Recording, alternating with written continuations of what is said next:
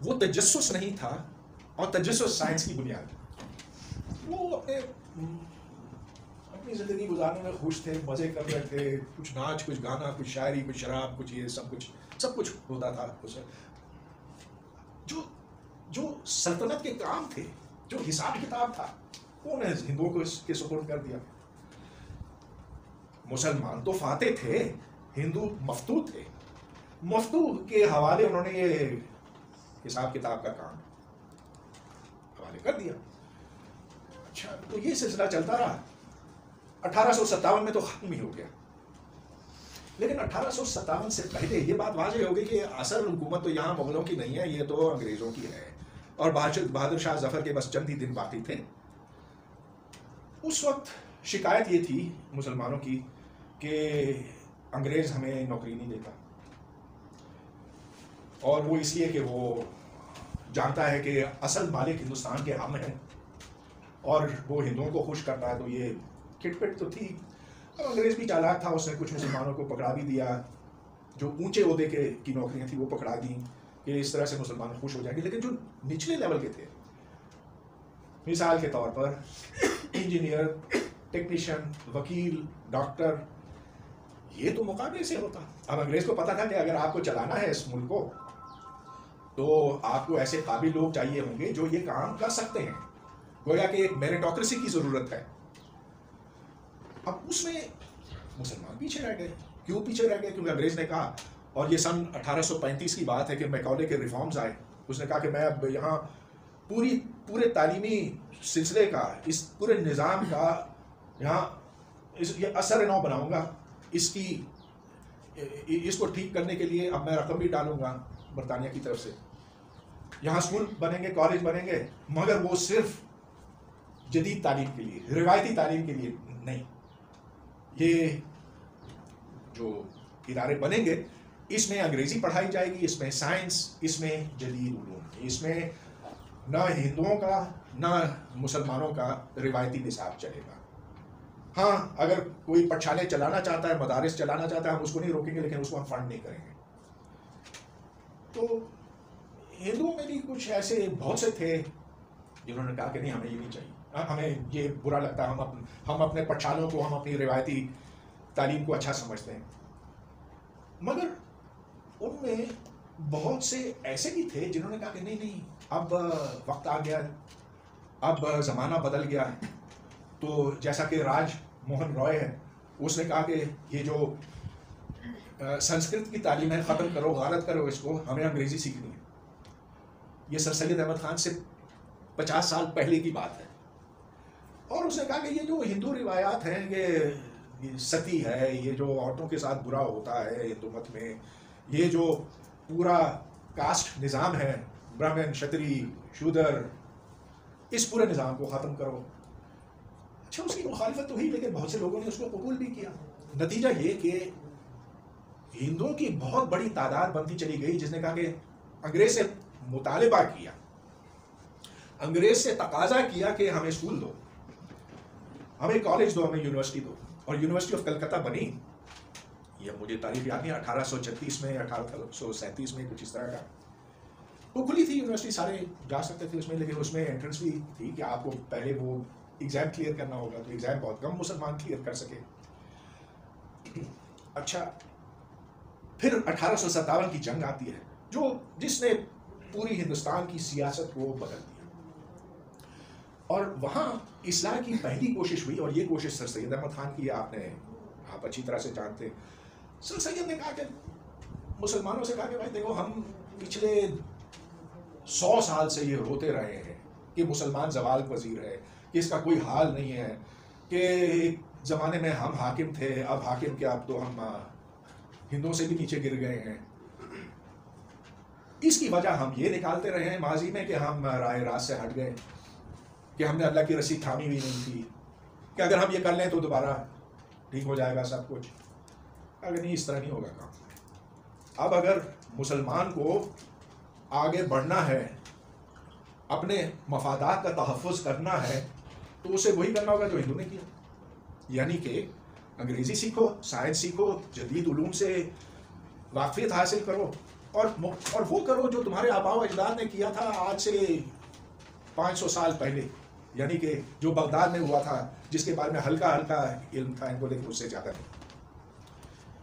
تو آپ نے پڑھا ہے کہ سر سید احمد خان کو کچھ کامیابی تو ہوئی، علی گڑھ مسلم یونیورسٹی بنی، لیکن اس مسلم یونیورسٹی سے کوئی سائنس نہیں نکلی، ادھر سے پاکستان نکلا، یہ آپ کو پتا۔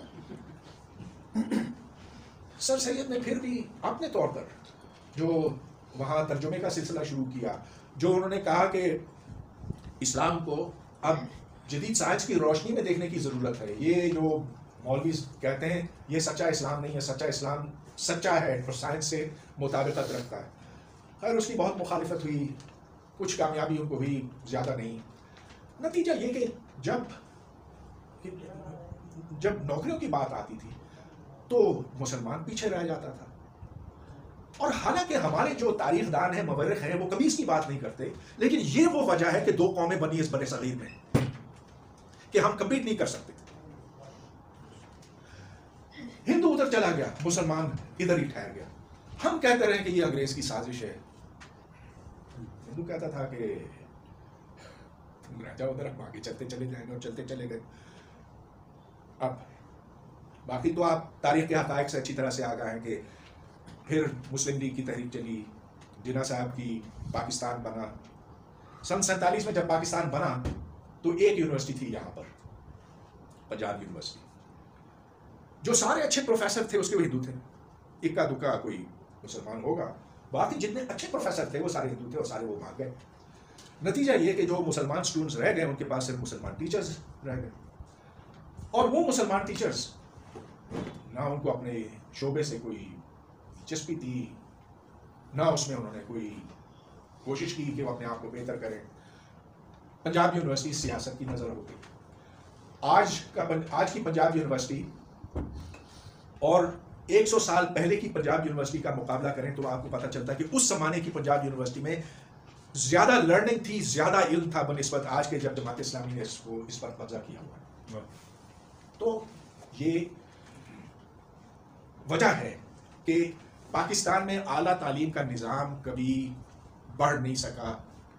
تعداد میں خوب اضافہ ہوا ہے، جہاں ایک یونیورسٹی تھی سن 47 میں، آج 300 ہے۔ مگر وہ 300 یونیورسٹیاں کیسی، اس میں آپ جا کے سیکھیں گے کیا؟ ہماری گفتگو کے شروع میں نے آپ کو بتایا کہ اس سے ہوا کیا ہے، یہ کہ پاکستانی میتھمیٹیشین پوری دنیا میں ایک بھی نہیں ہے۔ فزسسٹ جو ہیں وہ بمشکل 15-20 کے ہیں جنہوں نے کچھ نام پیدا کیا، اور سب ناموں سے پہچانے جاتے ہیں کون کہاں۔ اس چیز میں ہم آ کر پھنسے۔ اچھا، اب میں اپنی بات، کیونکہ بہت سے سوالات ہوں گے،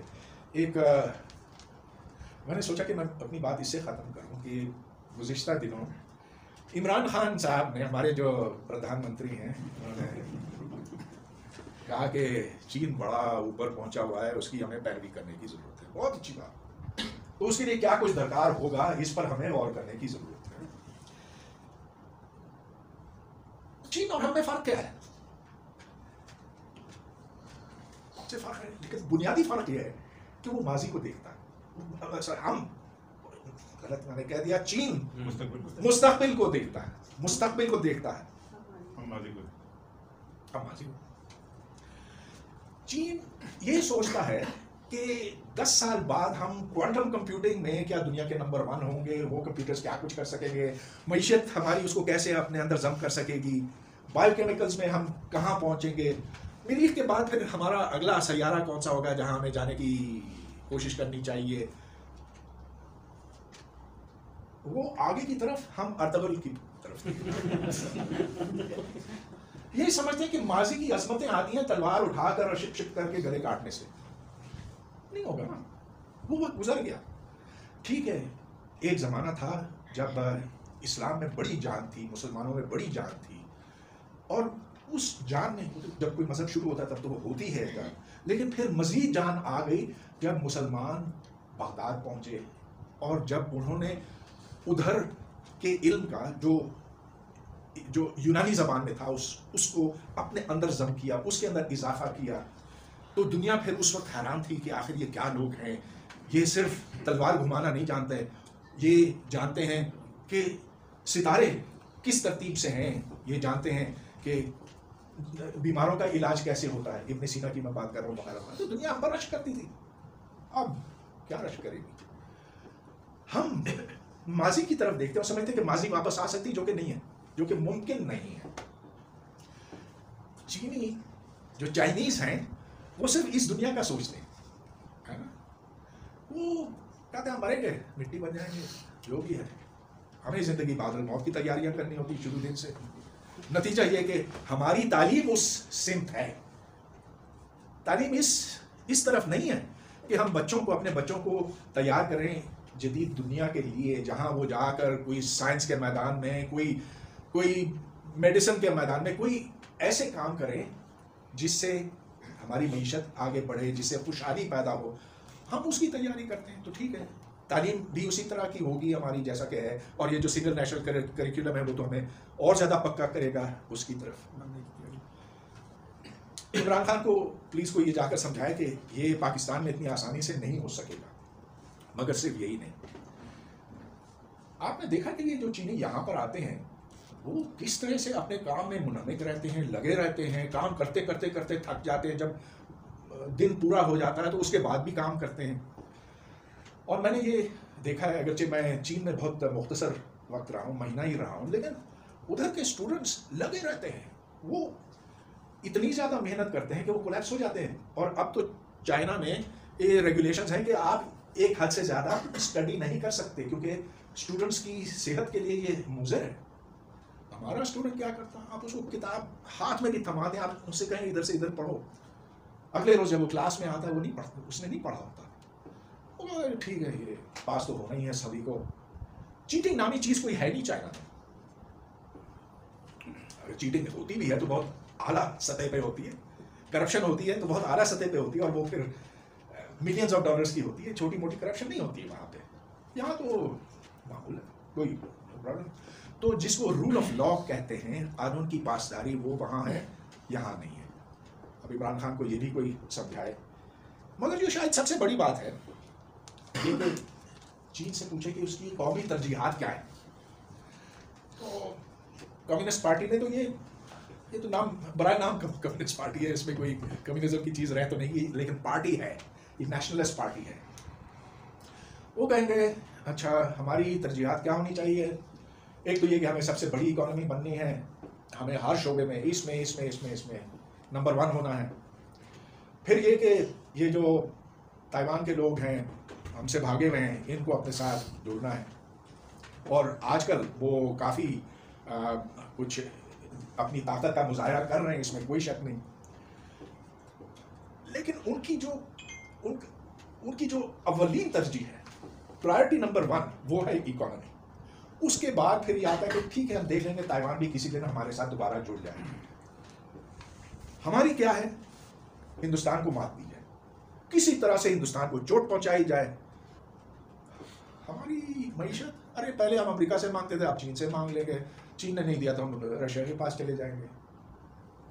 ایک بڑی دلچسپ بات جو میں آپ کو بتانا چاہتا ہوں، جو بہت کم لوگ جانتے ہیں، اور مجھے یوں پتہ چلا کہ میں قائد اعظم کی تمام سپیچز پڑھ رہا تھا، تو ان سے ایک لائف میگزین کے صحافی نے پوچھا، خاتون نے پوچھا، مسٹر جینا یو میڈ اے کنٹری، یہ پاکستان بننے کے کچھ دن بعد، how is it going to survive. تو وہ پورا اس کی منظر کشی کرتی ہے کہ he took a deep, he inhaled his cigarette and then he said there is America over there, there is Soviet Union there, we are in the middle, we know how to use that.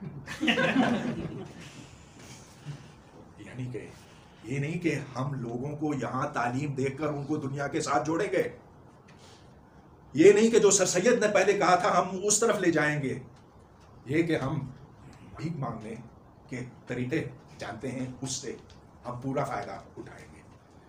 بنیادی کمزوری کو دور نہیں کرنا. وہ تو خود matric تھے، نہیں وہ LLB تھے، وہ تو بہت دیکھیے قائد اعظم بہت پڑھے لکھے تھے، ان کے جو دلائل تھے بڑے مضبوط ہوتے تھے، آپ ان سے اتفاق کریں نہ کریں.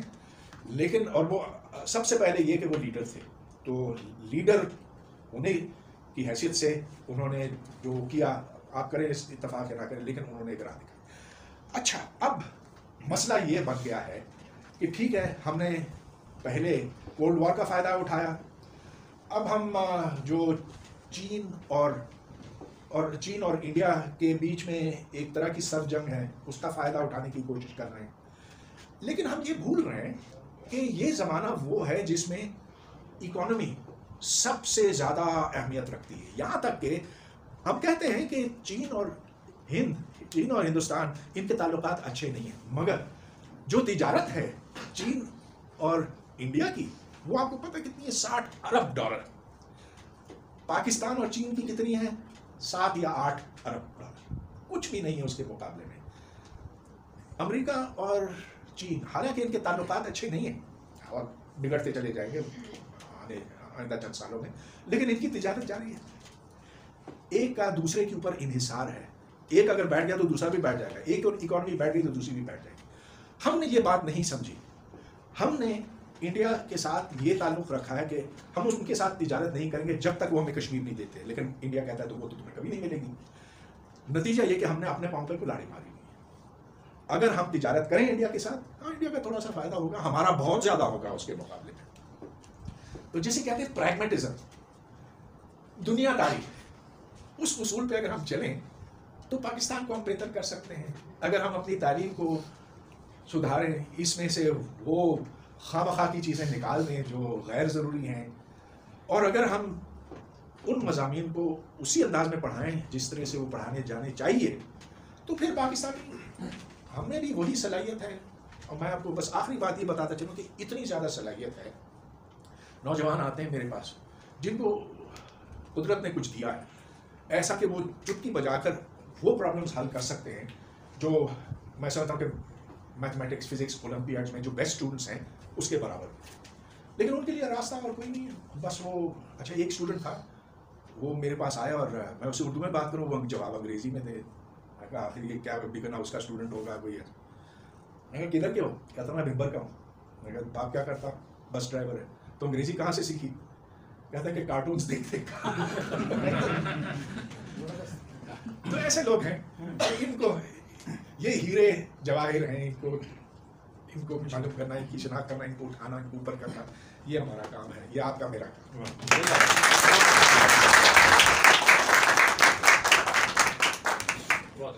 دوستو، جناب ڈاکٹر پرویز ہود بھائی نے آپ کے سامنے جو تقابلی تجزیہ ہے وہ پیش کیا ہے. اب ہم کچھ سوالات لینا چاہیں گے اور بڑے احترام کے ساتھ آپ نے ہمارے مہمان مقرر سے سوال پوچھنا ہے، اور سوال کو اس کو بحث میں ہم نے تبدیل نہیں کرنا. جو دوست بھی سوال کرنا چاہے وہ اپنا ہاتھ کھڑا کرے گا اور باری باری ہم جتنے بھی سوال لے سکیں گے وہ لیں گے. جی میں اچھا سر، بہت زبردست لیکچر تھا. ہاں، if I could make 2 slight corrections.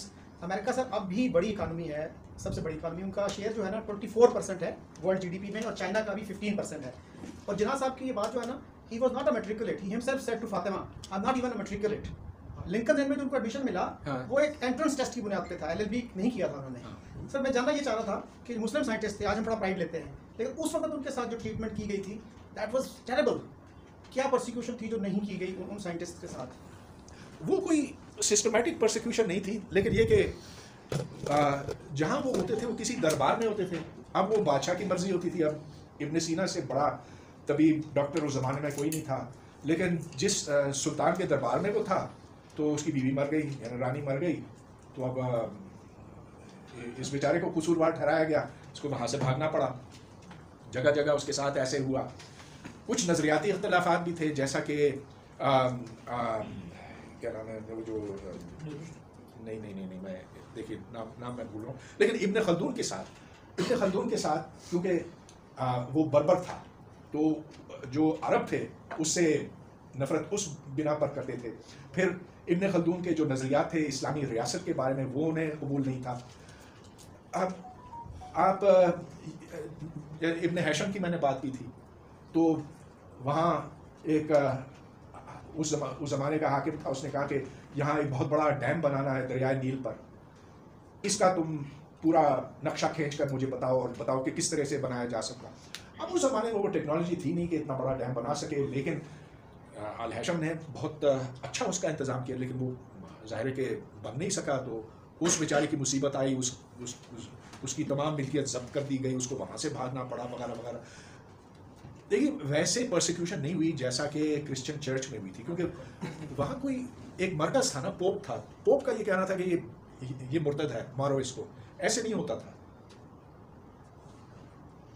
Sir मेरा आपसे सवाल है, एक मिनट बारी बारी, क्योंकि हम डिसिप्लिन के साथ चलेंगे ना। सबसे पहले भी एक मरतबा अर्ज़ कर चुका हूँ कि पाकिस्तान की जो तालीमी मेयार है उसके लिए आप हमेशा फिक्रमंद रहते हैं। यकसम कौमी निसाब नाफिज होता है पंजाब में।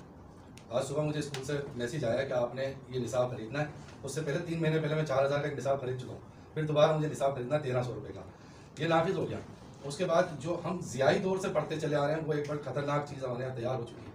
अब ये निसाब आया, इसके बाद फिर हम साइंस की तरफ तो आने से रहे, हम उन्हीं ड्रामों में फंसे रहेंगे, और तलवारें, बम धमाके या हमला या कब्जा।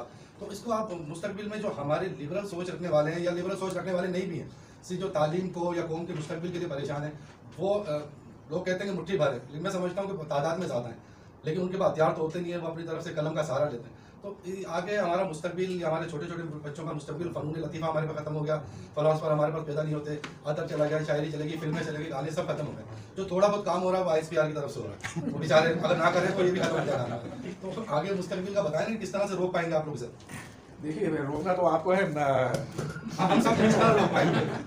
लेकिन देखिए कुछ बातें हैं जो समझाई जा सकती हैं आसानी के साथ। आप देखें कि ये फ़नून लतीफ़ा इससे हटके है, शायरी इससे हटके, मौसीकी इससे हटके, ये सब कुछ।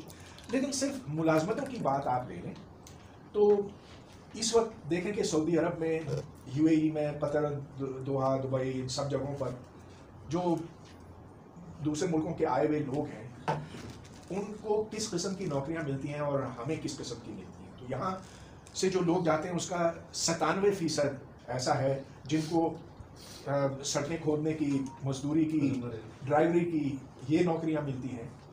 सिर्फ 3% ऐसे हैं जिनको मैनेजर, डॉक्टर, प्रोफेसर उन जगहों पर फिट किया गया है, वहाँ उनको जॉब्स मिली हैं।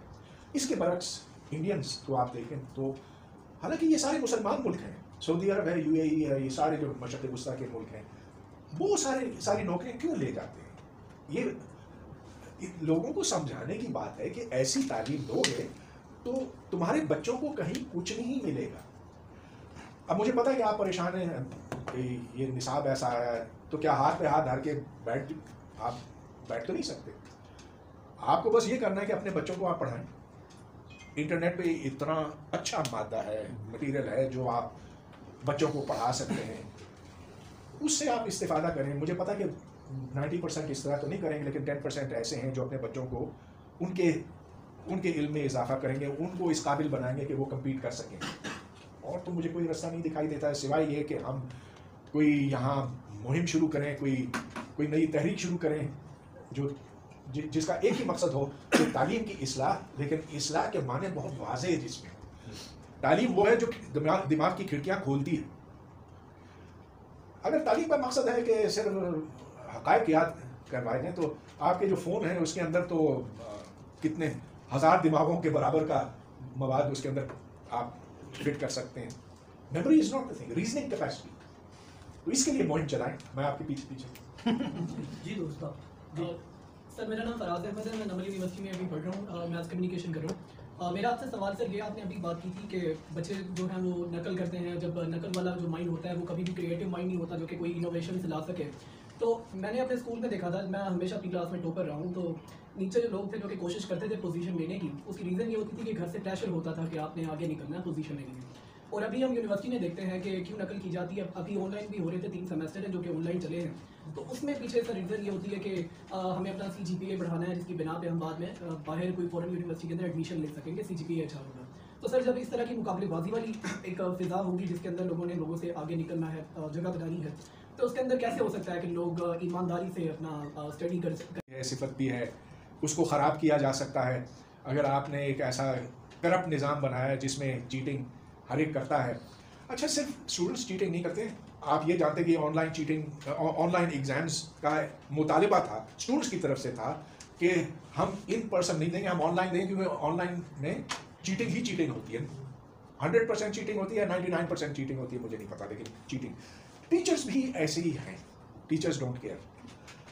جتنے, بہت معافی کے ساتھ, لیکن جتنی حرام خوری ہمارے پروفیسر کرتے ہیں اس کا مقابلہ صرف میرا خیال ہے سیاستدان اور جرنیل کر سکتے ہیں. جج بھی شاید کوئی کام نہیں کرتے, لیکن پورا کریڈٹ ان کو, پوری تنخواہیں ملتی ہیں. اب میں یہ بتا نہیں سکتا کہ مجھے کیسے معلوم ہوا, لیکن ٹام سیٹس یونیورسٹی میں ایک خاتون ہیں جنہوں نے پورے سیمسٹر میں 5 لیکچر دیے, دینے تھے 38 دینے تھے. اب اسٹوڈنٹس نے کمپلین کیا, آخر وہ کہیں جا کر پھنس گئی, لیکن بجائے اس کے کہ اس کو نکالا جائے, ہمدردی کی بنا پر اس کو صرف یہ سزا ملی ہے کہ اس کو انکریمنٹ نہیں ملے گا اس سال. She's taken only 5 out of 38 lectures. اچھا, میں اب چونکہ آپ نے مسئلہ چھیڑا نا, میری دکھتی رہ گیا. قائد اعظم یونیورسٹی میں ہمارے ڈین کو پکڑا گیا, اس نے اپنے پی ایچ ڈی تھیسس, اپنے پی ایچ ڈی اسٹوڈنٹس کی تھیسس کی رپورٹ خود لکھی, اور پھر جب وہ پکڑا گیا اس نے مانا کہ ہاں میں نے کیا. تھوڑا سا رویا دھویا, تو یونیورسٹی کی انتظامیہ نے کہا کہ اچھا تو ارلی ریٹائرمنٹ لے لو. اس نے ریٹائرمنٹ لے لی اور دوسری یونیورسٹی کا وائس چانسلر لگ گیا. بھائی میرے گھر کے سامنے وائس چانسلر کا گھر تھا قائد اعظم یونیورسٹی کے. اب ہم اپنے گھروں میں ایک چھید بھی نہیں کر سکتے پی ڈی پروجیکٹ ڈائریکٹریٹ کو بتائے بغیر. وی سی صاحب کی 2 بیویاں تھیں, وہ آپس میں لڑتی تھیں, اس کے بچے اس کے بچے کے ساتھ نہیں کھیلتے, تو انہوں نے گھر کو 2 میں تقسیم کیا. اچھا بڑا گھر تھا, 2 میں تقسیم کیا, ایک پلے گراؤنڈ یہاں بنایا, ایک پلے گراؤنڈ یہاں بنایا, اس اور اس بیوی کے بچوں کے یونیورسٹی کے خرچے پہ. یہاں سے وہ فارغ ہوا, اسلامک یونیورسٹی کا وائس چانسلر. آپ کو پتا میں کس کی بات کر رہا ہوں. تو جب اس درجے کی کرپشن ہوگی آپ کے سسٹم میں, اور کوئی اس کو برا نہیں کہے گا, کھل کر برا نہیں کہے گا, آپس میں ہوتی رہتی ہیں شکایتیں, لیکن جب کوئی کھل کر نہیں کہے گا تو پھر کیا ہوگا. ایک آخری بات, مالاکنڈ یونیورسٹی سے ٹیچرز نے مجھے بھی لکھا, ادھر کے وائس چانسلر نے یہ ایک رول بنایا ہوا ہے کہ آپ کو اگر پروموشن چاہیے, اگر آپ کو چھٹی چاہیے, اگر آپ کو کوئی سا بھی کام ہے, تو ضروری ہے, یہ آپ پر لازم ہے کہ آپ آ کر مجھے عید مبارک کہیں میرے دفتر میں, اور جو یہ نہیں کرتا اس کو پھر بلیک لسٹ کیا. آخر 80 ٹیچرز نے اس کے خلاف ایک عرضی لکھی, ایک پیٹیشن لکھا, اور وہ بھیجا گورنر, چیف منسٹر آف کے پی کے. کچھ نہیں ہوا, تو انہوں نے ایک خاموش جلوس نکالا. تو یہ وائس چانسلر صاحب وہاں پہنچے اپنے آرم گارڈز کے ساتھ, اور ان سے, اس کی ویڈیو موجود ہے, گارڈ سے کہتا ہے ان کو, ٹیچر سے مخاطب ہو کر کہتا ہے یہ میرے گارڈز ہیں, آفیشیل گارڈز ہیں, تم واپس ہو جاؤ یہاں سے, ورنہ میں کہتا ہوں کہ تمہاری کھوپڑی میں یہ گولی مار دی. اس کی ویڈیو ہے, چیف منسٹر کے پاس وہ ویڈیو ہے. نتھنگ از ہیپننگ آن دس. تو جب تک ہم اتنی بنیادی چیزوں کو ٹھیک نہیں کر سکیں گے, ہم آگے کیسے نکلیں. ڈاکٹر میرا سائنس سے متعلق سوال ہے, پاکستان اور چائنا کے حوالے سے نہیں. اب ہم روبوٹکس کی ایج میں آ گئے, development of cyborg is on the card. تو یہ جو سیپینز ہیں, اگر روبوٹس جو ہیں وہ سیلف ایولیوٹ کر جاتے ہیں, سائبورگ جو ہے وہ سیلف ایولیوشن کی طرف چلا جاتا ہے, وہ ہم سے آگے نکل جاتا ہے, تو آپ آئندہ کے دنوں میں سیپینز کا مستقبل کیا دیکھتے ہیں؟ میرا خیال ہے یہ ایک دور کی چیز ہے. میں یہ نہیں کہہ رہا ہوں کہ ناممکن ہے. آخر آرٹیفیشیل انٹیلیجنس وہ چیز ہے جس سے اسٹیفن ہاکنگ بھی بہت ڈرا ہوا تھا. آخری دنوں میں اس نے یہ کہا کہ کلائمیٹ چینج کے برابر کا یہ خطرہ ہے انسانوں کے لیے. تو میں کچھ کہہ نہیں سکتا, لیکن کم از کم یہ جب تک کوانٹم کمپیوٹنگ پوری طرح شروع نہیں ہوتی تو یہ ممکن نہیں. کیونکہ دیکھیں انسان کے دماغ میں جس طرح کی کیلکولیشنز ہوتی ہیں, جتنی کمپیوٹیشنز ہوتی ہیں, وہ کوئی عام کمپیوٹر اس کا مقابلہ نہیں کر سکتا. بہت ہی کمپلیکیٹڈ ہے. اب نیورو سائنس آگے تک پہنچی ہے, لیکن یہ بس اس کی ابتدا ہی ہے. اگلے 100 سال تک تو مجھے نہیں لگتا کہ سائبورگز کوئی स्टीयरिंग व्हील उनके हाथ में आ जाएगा, लेकिन उसके बाद क्या पता।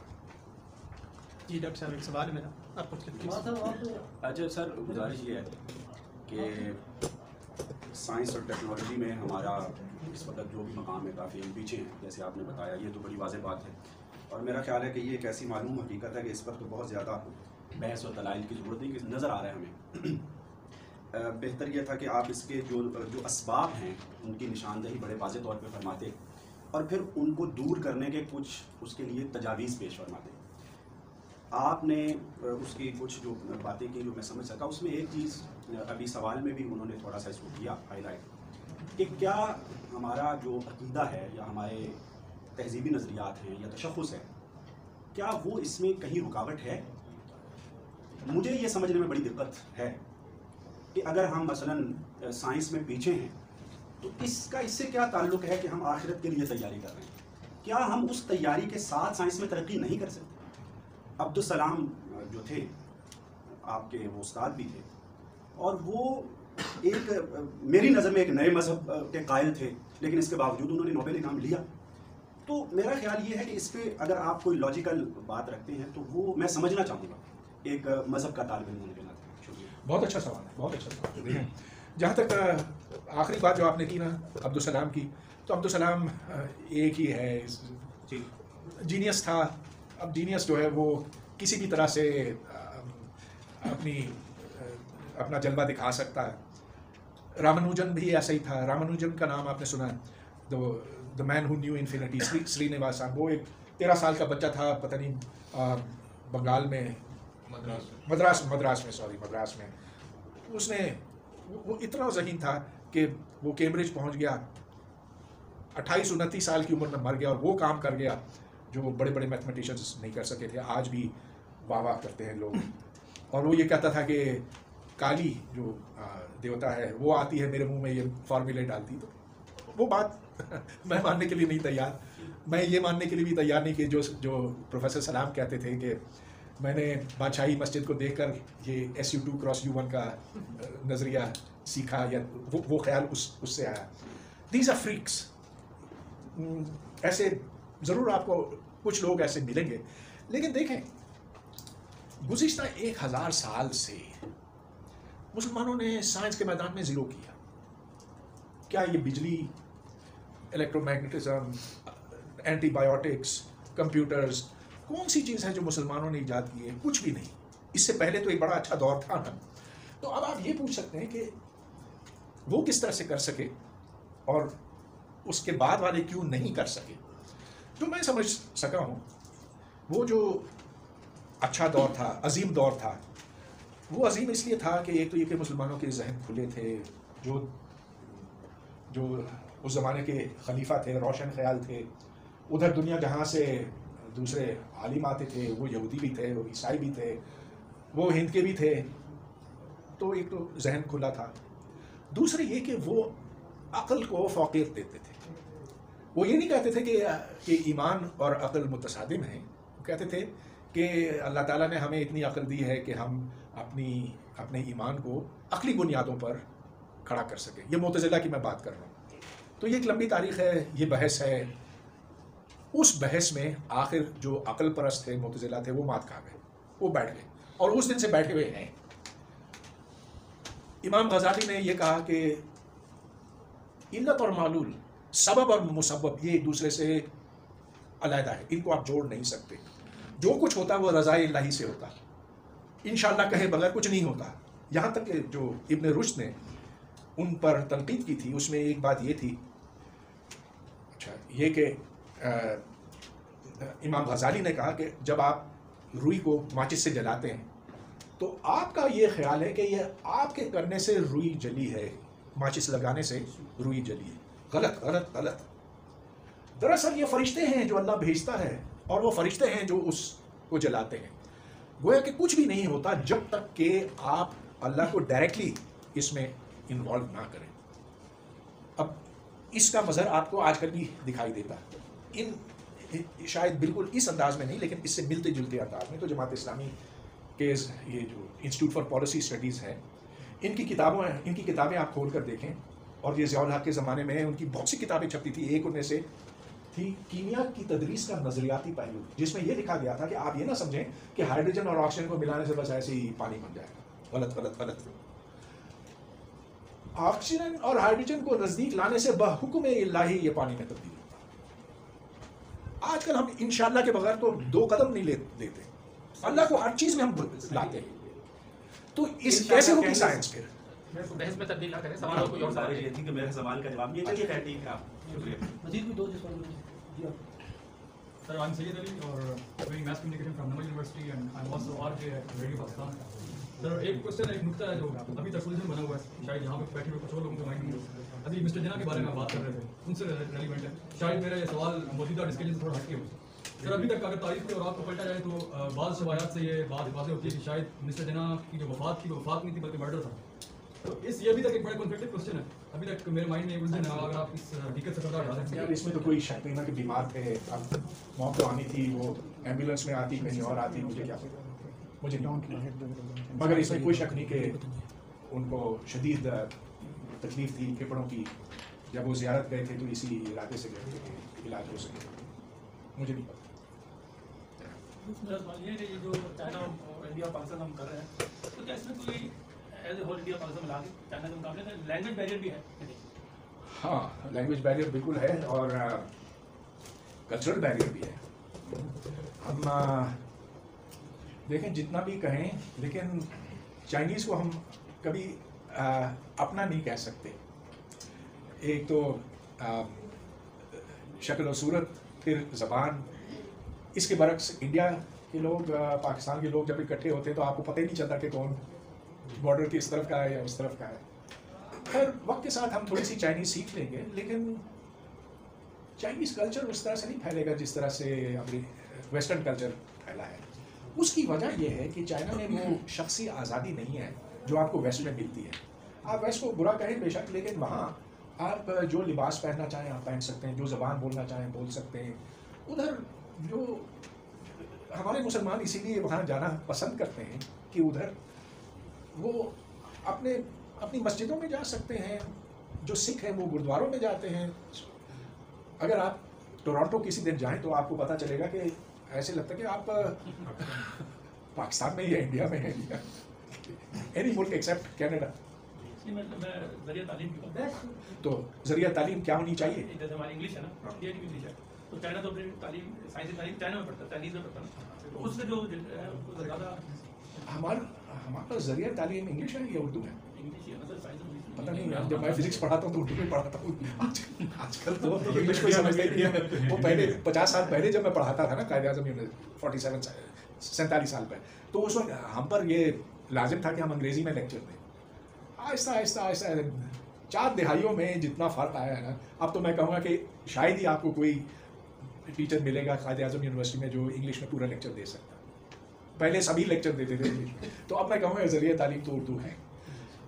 انڈیا میں ذریعہ تعلیم 90% انگلش ہے، 10% وہ مقامی زبانیں ہیں. مگر سر ان کے دفتروں میں تو ہندی میں سب کچھ ہوتا ہے، اور دیکھیے ان کا پرائم منسٹر سے لے کے تمام لوگ جب وہاں بھی جاتے ہیں تو وہ ہندی میں ہی بات کرتے ہیں. یہ نئی چیز ہے، یہ بالکل نئی چیز ہے. پہلے انگلش میں ہوتا تھا، مودی کے آنے کے بعد وہ ہندی کی طرف لے گیا. تو یہ جو نیشنلزم ہے وہ زبان کو بھی تبدیل کرتا ہے. جی لاسٹ سوال کریں گے ڈاکٹر صاحب سے. پاکستان میں جو نصاب ہے جماعت اول سے لکھا ہوتا ہے اسلامیات لازمی، اسی طرح مختلف جماعتوں میں جاتے ہیں اسلامیات لازمی کا مضمون ہوتا ہے. ڈاکٹر صاحب آپ کیا سمجھتے ہیں کہ سائنس کو بھی اسی طرح لازم قرار دیا جائے؟ ایک تو یہ سوال ہے. دوسرا سوال یہ ہے کہ پاکستان کے تعلیمی نظام میں آپ نے ڈسکس کیا کہ بہت ساری خرابیاں ہیں. ان خرابیاں ہیں، ان کو ہم کیسے ٹھیک کر سکتے ہیں؟ کیا سسٹم ہے؟ کیا آپ کے پاس ریکمنڈیشن ہے؟ کیا حکومت کو پیغام دینا چاہیں گے؟ ہاں دیکھیے، کوئی چیز لازم نہ کی جائے سوائے ایک کے کہ دماغ کی کھڑکی کھولی جائے کہ آپ مختلف دلائل سمجھنے کے قابل ہوں اور سمجھنے کے بعد پھر آپ فیصلہ کریں صحیح اور غلط میں. جہاں تک سائنس کا تعلق ہے، اس کے بغیر تو آپ دنیا کو کم ہی سمجھ سکتے ہیں. آخر جو ہم سورج، چاند، زمین، اس کی گردش کے بارے میں پڑھتے ہیں، یہ ہے نا سائنس کا ایک کمال ہے کہ ہم نے یہ جان لیا کہ سورج بیچ میں ہے، زمین اس کے. کیونکہ لگتا تو ایسے کہ ہم ہمیشہ یہ دیکھتے ہیں کہ سورج وہاں سے طلوع ہوتا ہے، وہاں غروب ہوتا ہے. کبھی خیال ہی نہیں آ سکتا ایک بچے کو یا کسی کو بھی جب تک اس کو یہ چیزیں، یہ باتیں بتائی نہ جائیں. تو ہاں سائنس ضروری ہے اگر آپ دنیا کو سمجھنا چاہتے ہیں، اس کے بغیر تو کچھ چارہ ہے۔ سر ایک سوال ہے سر، اچھا میرا ایک سوال یہ کہ جو تقابلی جائزہ ہے سائنس کے حوالے سے، اگر ہم دو کلچرس کو کمپیئر کریں، ایک ایران کو اور ایک سعودیہ، بہت آرتھوڈاکس، ایران اینڈ سعودیہ، سعودی دو ممالک ہیں، دونوں میں آرتھوڈاکس تھاٹس پریویل کر رہے ہیں۔ اچھا اب اگر ہم کریں تو ہمیں سائنس کی جھلک پھر بھی ایران میں ویزیبل سے مراد ہے کہ میں نہیں کہتا ہوں کہ وہ کمپیٹیبل ہے کمپیریبل ہے ادر ایڈوانس کنٹری یا اس کے، لیکن ویزیبل ہے۔ تو اس کی کیا یہ ریزن ہے کہ جو ان کا پریویس کلچر تھا جو کہ تھاؤزنڈس آف ایئر سے ریویل کر رہا ہے، جیسا کہ آپ نے چائنیز کا دکھایا، تو آپ اس کو اس فیکٹر کے ساتھ کرتے ہیں یا ان کے ساتھ اور فیکٹرز ہیں جو کہ ایک تو یہ سوال ہے۔ اچھا برین ڈرینیج کا کتنا افیکٹ ہوتا ہے آپ کے خیال میں؟ کیا یہ وہاں جو جتنے بھی لوگ مائگریٹ کرتے ہیں ایڈوانس کنٹری میں، جہاں میں موسٹلی چائنیز کا بھی ہے، انڈیا بھی ہے، پاکستان بھی ہے، سارے ممالک کرتے ہیں، وہ موٹیویشن کیا سائنس کی وہ ہے سائنس کی سروس کرنا ہے یا کیوریاسٹی ہے یا پھر اکنامیکل فیکٹر ہے اس کو جو برین ڈرینیج کا ہے؟ تو یہ دو سوال بہت آپ نے صحیح کہا کہ ایران اور سعودی عرب میں بہت فرق ہے۔ ایران میں 3 دفعہ جا چکا ہوں، تینوں دفعہ سائنٹیفک کانفرنسز کی وجہ سے، اور بالکل واضح ہے کہ ان کا لیول اور ہمارا لیول بہت مختلف ہے۔ ادھر فزکس میتھمیٹکس کیونکہ وہ میرا شعبہ ہے، میں یہ دعوے سے کہہ سکتا ہوں کہ ادھر تک پہنچنے کے لیے ہمیں کئی دہائیاں چاہیے ہوں گی اگر ہم صحیح سمت پر چلیں۔ وجہ آپ نے بالکل ٹھیک بتائی کہ یہ ان کی تاریخ میں ان کی جو پرانی تہذیب ہے اس سے ان کو یہ ورثے نے ملا۔ آپ تہران کیا کسی بھی چھوٹے گاؤں میں جائیں یا چھوٹے شہر میں جائیں تو ادھر آپ کو بک سٹورز، کتب خانے دکھائی دیتے ہیں اور لوگ وہاں پر ہوتے ہیں اور وہ کتابیں ایکچولی خریدتے ہیں۔ آپ جب دیکھتے ہیں جہاز میں یا ٹرین میں یا بس میں تو لوگ کھول کر پڑھ رہے ہوتے ہیں۔ ایران میں، سعودی عرب میں 84-85 کی بات ہے کہ میں ایران گیا تھا، تہران گیا تھا، اور ایک شہر ہے رشک کے نام سے، سمندر کے سائڈ، ادھر میں نے دیکھا کہ یہ بک سٹورز ہیں اور پھر کچھ وہاں ہمارے کولیگز ہیں ایرانی، ان کے ساتھ بات ہوئی۔ میں نے کہا کہ مجھے ادھر اسکول کی کتابیں تو دکھاؤ کہ بچوں کو کیا پڑھایا جاتا ہے۔ ویسے تو یہ میتھمیٹیکل فزکس ہی تھی، لیکن میں نے کہا کہ یہ میں ٹیکسٹ بکس بھی دیکھ لوں، تو ٹیکسٹ بکس پہ ایک نظر ڈالنے سے مجھے وہاں نظریہ ارتقا دکھائی دیا۔ میں نے کہا ہاں یہ کیا، آپ یہاں یہ کفر پڑھاتے ہیں؟ میں نے کیا مطلب کفر، یہ اس میں کیا خرابی؟ تو میں نے کہا کہ باقی اسلامی دنیا میں تو نظریہ ارتقا آپ نہیں پڑھا سکتے، آپ کیسے پڑھاتے ہیں؟ کہ اس پر ہماری تھوڑی سی بحث ہوئی تھی